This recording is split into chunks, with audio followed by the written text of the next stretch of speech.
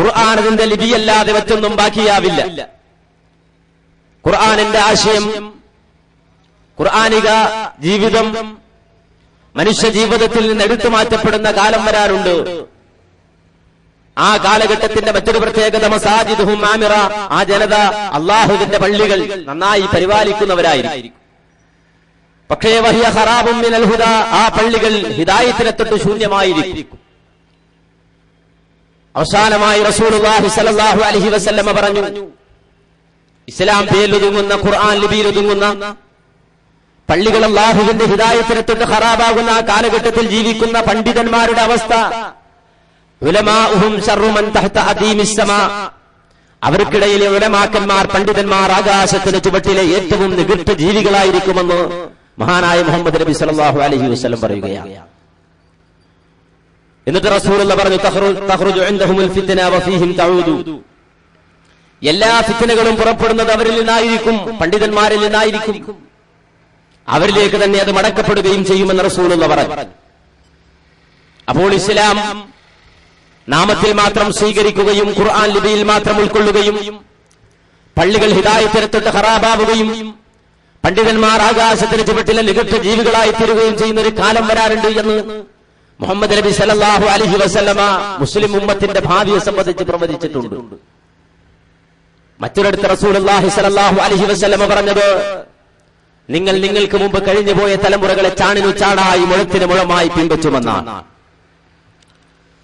അത് കേട്ടപ്പോൾ സഹാബത്ത് റസൂലുള്ളാഹിയോട് ചോദിച്ചു, നബിയെ, ഞങ്ങൾക്ക് മുമ്പ് കഴിഞ്ഞുപോയ തലമുറകളെ ചാണിനു ചാണായി മുഴത്തിന് മുഴമായി ഞങ്ങൾ പിൻവച്ചുമെന്ന് താങ്കൾ പറഞ്ഞുവല്ലോ. ഞങ്ങൾക്ക് മുമ്പുള്ളവർ എന്നതുകൊണ്ട് അങ്ങ് ഉദ്ദേശിച്ചത് അൽ യഹൂദ വൻ നസാറ, യഹൂദ ക്രൈസ്തവരെ ഞങ്ങൾ പിൻവച്ചുമെന്നാണോ? ആ സമയത്ത് റസൂലുള്ളാഹി അവരോട് തിരിച്ചു ചോദിച്ചു, ഖാല ഫമൻ, അല്ലാതെ പിന്നെ ആരെയാണ്? നിങ്ങൾക്ക് മുമ്പ് കഴിഞ്ഞുപോയ യഹൂദ നസറാക്കളുടെ മാർഗം നിങ്ങൾ പിന്തുടരും എന്ന് തന്നെയാണ് ഞാൻ ഉദ്ദേശിച്ചത് എന്ന് റസൂലുള്ളാഹി സ്വല്ലല്ലാഹു അലൈഹി വസല്ലമ പറഞ്ഞതായി ഇമാം ബുഖാരി അദ്ദേഹത്തിന്റെ സഹീഹിൽ 7320 നമ്പർ ഹദീസായി ഉദ്ധരിക്കുന്നുണ്ട്. അപ്പോൾ ഈ സമുദായം, ആ സമുദായത്തിലെ ഒരു വിഭാഗം യഹൂദ ക്രൈസ്തവരെ ചാണിനു ചാണായി മുഴത്തിന് മുഴമായി പിൻവച്ചുന്നൊരു അവസ്ഥ വരാനുണ്ട് എന്നാണ് മുഹമ്മദ് റസൂലുള്ളാഹി സ്വല്ലല്ലാഹു അലൈഹി വസല്ലമ പഠിപ്പിച്ചത്. നബി സല്ലല്ലാഹു അലൈഹി വസല്ലമയുടെ പ്രവചനങ്ങൾ എന്ന് പറഞ്ഞാൽ നമുക്കറിയാം, അത് ജ്യോത്സ്യന്മാര് കണക്കുകൂട്ടി പറയുന്നത് പോലെയോ അതല്ലെങ്കിൽ മഷി നോക്കി വിശദീകരിക്കുന്നത് പോലെയോ അല്ല.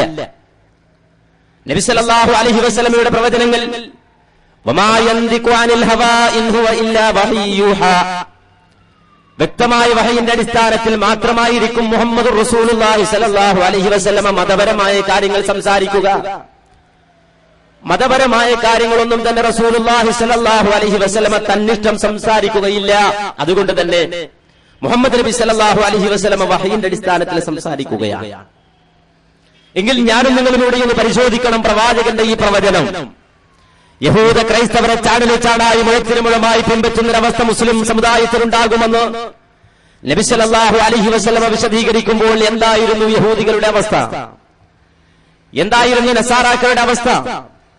വളരെ വ്യക്തമായി ഖുർആൻ സൂറത്ത് ജുമാ 5-ാം സൂക്തത്തിൽ അല്ലാഹു വിശദീകരിക്കുന്ന ഒരു രംഗമുണ്ട്. അവിടെ അല്ലാഹു പറയുന്നത് യഹൂദികളെ കുറിച്ചാണ്.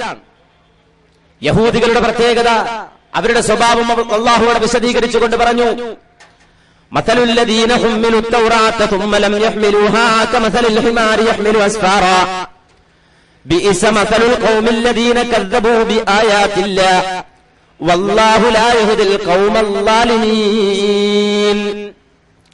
മസലുൽ ലദീന ഹുമ്മിലു തൗറാത്ത്, തൗറാത്ത് ചുമക്കുന്ന, തൗറാത്ത് വഹിക്കുന്ന യഹൂദികളുടെ ഉപമ കമസലിൽ ഹിമാരി, കഴുതയുടെ ഉപമയാണ്.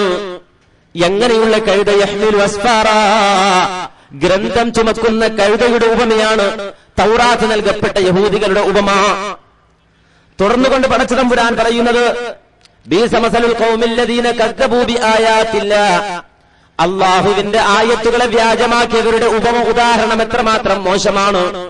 വല്ലാഹു ലാ യഹ്ദിൽ ഖൗമൽ ളാലിമീൻ, അക്രമികളായ ഒരു വിഭാഗത്തെ, ഒരു ജനതയെ അള്ളാഹു ഹിദായത്തിലാക്കുകയില്ല. അപ്പോൾ വിശുദ്ധ ഖുർആനിലെ പരാമർശം വളരെ വ്യക്തമാണ്. തൗറാത്ത് നൽകപ്പെട്ട യഹൂദികളായ ആളുകളെ സംബന്ധിച്ചിടത്തോളം അവർക്ക് വേദഗ്രന്ഥമായി പടച്ചതമ്പുരാൻ അവതരിപ്പിച്ചു കൊടുത്ത വേദഗ്രന്ഥത്തിൽ നിന്ന് അവർ അകന്നുപോയി. ആ വേദഗ്രന്ഥം പഠിക്കുവാനോ മനസ്സിലാക്കുവാനോ മനനം ചെയ്യുവാനോ ഉൾക്കൊള്ളുവാനോ ജീവിതത്തിൽ പകർത്തുവാനോ അവർ തയ്യാറായില്ല. ആ രൂപത്തിൽ വിശുദ്ധ വേദഗ്രന്ഥത്തിൽ നകന്ന് അവസാനം എത്രത്തോളം എത്തി എന്ന് ചോദിച്ചാൽ വേദം ചുമക്കുന്ന കഴുതയ്ക്ക് സമാനമായി തീർന്നു അവരെന്ന് ഖുർആൻ പറയുകയാണ്. ഇനി നമ്മളൊന്ന് ആലോചിക്കുക നമ്മളെക്കുറിച്ച്. മഹാനായ മുഹമ്മദ് നബി സല്ലല്ലാഹു അലൈഹി വസല്ലമ മുഹമ്മദ് നബിയുടെ ഉമ്മത്ത്, ആ ഉമ്മത്തിന്റെ ഭാവിയെ സംബന്ധിച്ച് വിശദീകരിച്ചപ്പോൾ പറഞ്ഞത്, എന്റെ ഉമ്മത്ത് യഹൂദ നസറാക്കളെ ചാണിന് ചാണായി മുഴത്തിന് മുഴമായി പിൻപറ്റുമെന്നാണ്. എങ്കിൽ ഞാനും നിങ്ങളും ആലോചിക്കണം, ഈ വിഷയത്തിൽ യഹൂദ നസറാക്കളെ പിൻപറ്റുന്ന അവസ്ഥ നമുക്കുണ്ടായോ? യഹൂദികൾക്ക് അല്ലാഹു വേദഗ്രന്ഥമായി തൗറാത്ത് അവതരിപ്പിച്ചു കൊടുത്തതുപോലെ മഹാനായ മുഹമ്മദ് നബി സല്ലല്ലാഹു അലൈഹി വസല്ലമയുടെ ഉമ്മത്തിന് അല്ലാഹു അവതരിപ്പിച്ചെന്ന വേദഗ്രന്ഥമാണ് വിശുദ്ധ ഖുർആൻ. ആ വിശുദ്ധ ഖുർആനും നമ്മളും തമ്മിലുള്ള ബന്ധം എന്താണ്? വിശുദ്ധ ഖുർആനും നമ്മളും തമ്മിലുള്ള ബന്ധം മറ്റൊന്നുമല്ല, വ്യത്യാസമല്ല, വ്യത്യാസപ്പെട്ടിട്ടില്ല യഹൂദരിൽ നിന്ന്. വേദം നമ്മൾ ചുമക്കുന്നുണ്ട്, വഹിക്കുന്നുണ്ട്, പക്ഷേ കഴുത ചുമക്കുന്നത് പോലെയാണെന്ന് മാത്രം.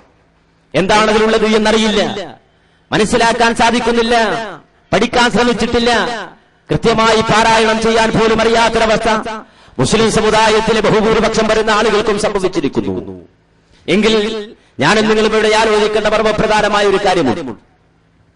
ഈ ഒരു അവസ്ഥാവിശേഷത്തിലേക്ക് പ്രവാചകന്റെ പ്രവചനം പുലരുന്നൊരു സമുദായമായി ഈ സമുദായം മാറുന്നൊരവസ്ഥയിലേക്ക് ഈ മുസ്ലിം ഉമ്മത്തിനെ പരിവർത്തിപ്പിച്ചതിൽ ഏതെങ്കിലും ഘടകം പ്രവർത്തിച്ചിട്ടുണ്ടോ? ഏതെങ്കിലും ഘടകം ഇത്തരത്തിലുള്ളൊരു മാറ്റത്തിന് മുസ്ലിം സമുദായത്തിന്റെ ഈ പതനത്തിന് കാരണമായിട്ടുണ്ടോ? അന്വേഷിക്കണം, പഠിക്കണം.